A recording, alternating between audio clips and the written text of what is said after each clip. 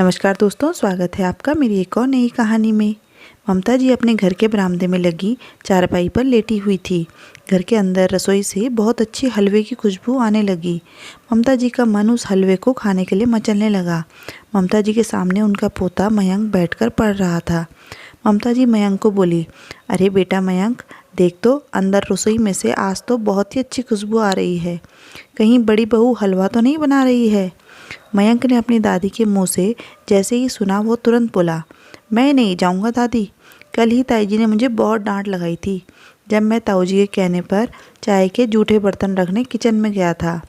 उन्हें बिल्कुल ही पसंद नहीं है कि कोई उनकी रसोई में आए। अरे तू डरता क्यों है? जाकर कह देना कि थोड़ा सा हलवा दादी के लिए भी दे दो ताई जी। बहुत इच्छा हो रही है हलवा खाने की, और वैसे भी मैं सास हूँ तेरी ताई जी की। कुछ भी कहो दादी, मैं तो नहीं जाऊँगा।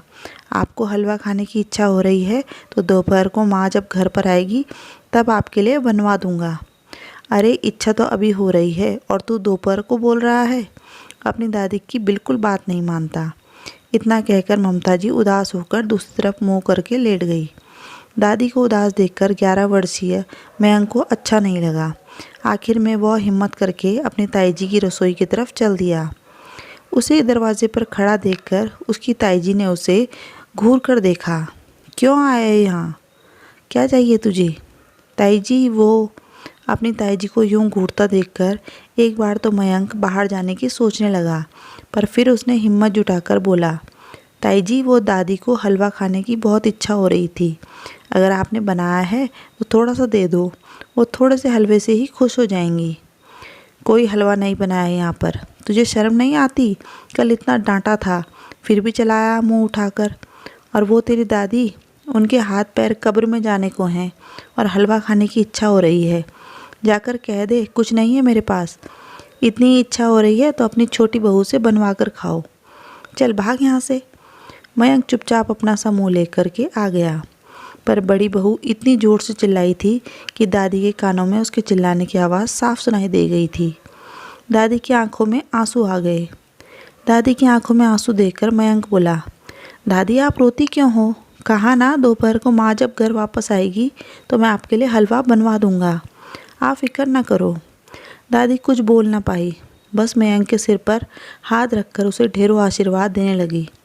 पर रह रहकर उन्हें अपनी बीती बातें याद आने लगी। यह वही ममता जी हैं जो कभी मयंक और उसकी माँ नीमा से बहुत नफरत किया करती थी। ममता जी के 2 बेटे थे, सुजीत और रचित। रुपए पैसे की भगवान की दया से कोई कमी नहीं थी। सुजीत का विवाह जहाँ मोनिका के साथ हुआ था, जो कि ममता जी की पसंद थी, वहीं रचित ने ममता जी की मर्जी के खिलाफ जाकर नीमा से प्रेम विवाह किया था। बस यही बात ममता जी को खटक गई थी। उन्होंने जहाँ मोनिका को सिर आंखों पर बिठाया, वहीं नीमा को कभी भी अपनाया नहीं। इस कारण रोज़ रोज़ झगड़े होने लगे, जिससे तंग आकर रचित ने अलग होने का फैसला किया। इतना बड़ा घर होने के बावजूद रचित का परिवार किराए के घर पर रहने लगा, पर उसने कभी भी घर के बराबर हिस्से की मांग नहीं की और ना ही कभी नीमा ने उसे कुछ करने को कहा। मोनिका के दोनों बच्चों को ममता जी सिर आंखों पर बिठाए रखती, वहीं मयंक और उसकी बहन के सिर पर कभी प्यार से हाथ तक नहीं रखती। जब मयंक 8 साल का था तो एक दिन रचित का एक्सीडेंट हो गया। उसका एक हिस्सा पैरालाइज हो गया। अब नीमा के पास आय का कोई साधन नहीं था। जब जग घसाई हुई तो नीमा और उसके दोनों बच्चों को घर वापस तो ले आए, पर घर के पिछले हिस्से में 2 कमरे दे दिए रहने के लिए। उसके बाद तो ममता जी ने नीमा को परेशान करने में कोई कमी नहीं छोड़ी। ममता जी और मोनिका ने मिलकर नीमा को नौकरानी ही बनाकर रख दिया। आखिर थक हार कर नीमा ने अपने स्वाभिमान के लिए एक स्कूल में नौकरी कर ली, जिस पर भी ममता जी और मोनिका ने काफ़ी बखेड़ा खड़ा किया था।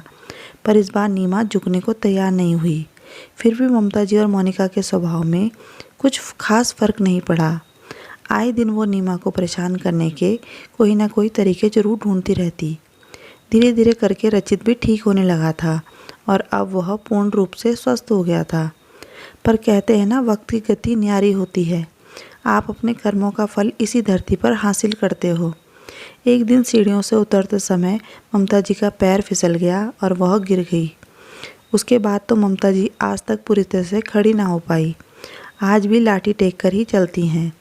2 दिन तो जैसे तैसे उनकी लाडली बहू मोनिका ने सेवा चाकरी की, पर 2 दिन बाद ही ममता जी को नीमा के पास यह कहकर छुड़वा दिया कि वह भी इस घर की बहू है, माँ जी के लिए उसके भी कुछ फ़र्ज हैं। तब से ममता जी नीमा के पास ही है। जिन पोते पोतियों को इतना लाड लड़ाया वो भी ममता जी से मिलने नहीं आते, और जिनसे हमेशा गुस्सा रहे आज वही बुरे वक्त में उनके साथ खड़े हुए हैं। आज ममता जी को बहुत पछतावा होता है, लेकिन अब कर भी क्या सकते हैं। बस इतना ज़रूर है कि आज अपनी छोटी बहू और अपने पोते के लिए दिल से दुआ ज़रूर निकलती है। पर अब ममता जी को पूरा विश्वास हो चुका था कि उनके मरने के बाद उनके छोटे बेटे रचित को प्रॉपर्टी में हिस्सा नहीं दिया जाएगा, इसलिए वे ठान चुकी थी कि मरने के पहले ही उनका हिस्सा दिलवा दिया जाए। और इसके लिए उन्होंने अपने बड़े बेटे सुजीत से बात की और वे बंटवारा जल्द से जल्द चाहती थी। उस समय तो सुजीत ने कुछ नहीं कहा, लेकिन जब घर जाकर उसने अपनी पत्नी से बात की तो उसकी पत्नी की चीखने चिल्लाने की आवाज़ें बाहर तक सुनाई दे रही थी। पर अब ममता जी अपना मन गाढ़ा कर चुकी थी। थोड़ी देर बाद में मोनिका ममता जी के पास दौड़ती हुई आई और ज़ोर से बोली, माँ जी यह क्या तमाशा है? आपको हम पर विश्वास नहीं है क्या, जो अभी से प्रॉपर्टी का बंटवारा करने में लगी हुई हो? अरे बहू, मैं कौन होती हूँ तुम पर विश्वास ना करने वाली?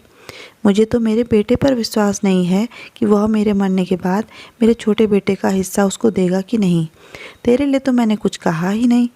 अरे तो आपका बड़ा बेटा मेरा पति भी है, उसके लिए क्या मैं ना बोलूँगी? अच्छा, पर मैं भी तो तेरे उसी पति की माँ हूँ जिसकी सेवा चाकरी तुझसे ना हुई।